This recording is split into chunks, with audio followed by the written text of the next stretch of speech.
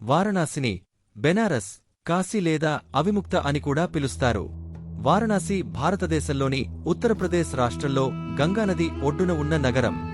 వారణాసి ప్రపంచంలోని పురాతన నగరాలలో ఒకటి. వారణాసికి 4000 సంవత్సరాలకు పైగా గొప్ప చరిత్రను కలిగి ఉంది. వారణాసి పూర్తి చరిత్రను ఇప్పుడు మనం తెలుసుకుందాం.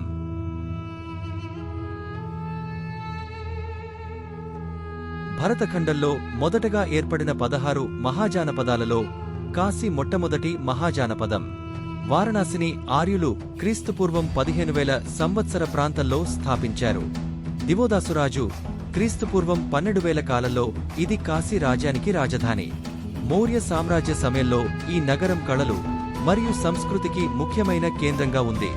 గుప్త సామ్రాజ్య సమయంలో వారణాసి హిందూ మతం, బౌద్ధమతం మరియు జైన మతాలకు ప్రధాన కేంద్రంగా ఉంది.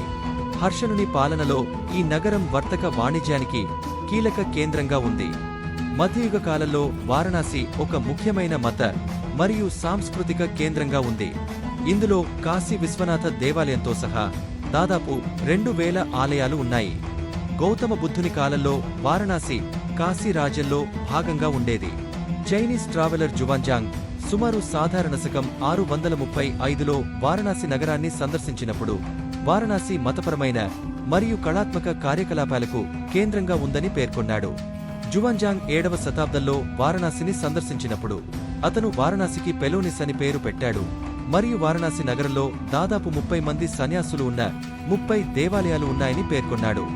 జగద్గురు ఆదిశంకరాచార్యులు 8వ శతాబ్దంలో శివుని ఆరాధనను వారణాసిలో అధికారిక శాఖగా స్థాపించినప్పుడు వారణాసిలో మతపరమైన ప్రాముఖ్యత పెరుగుతూ వచ్చింది.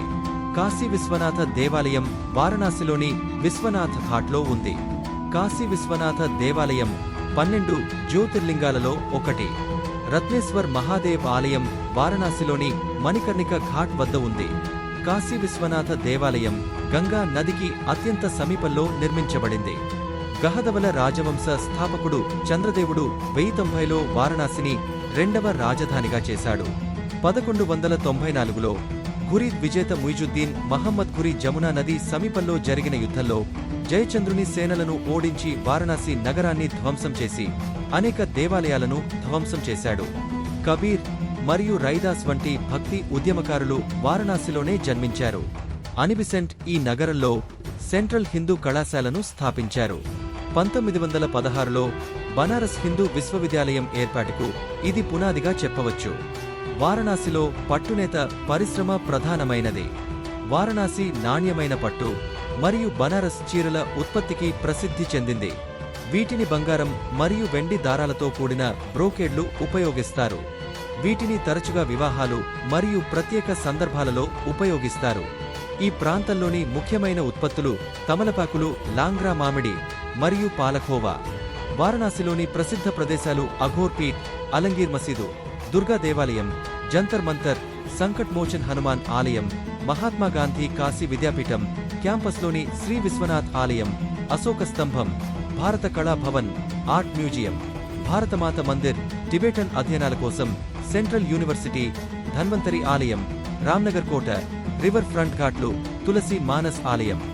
సాంస్కృతికంగా బిస్మిల్లా ఖాన్, సితారదేవి, గరిజాదేవి మొదలైన రత్నాలను ఉత్పత్తి చేసిన హిందుస్థానీ శాస్త్రీయ సంగీతం బెనారస్ ఘరానాకు కూడా ఈ నగరం నిలయం.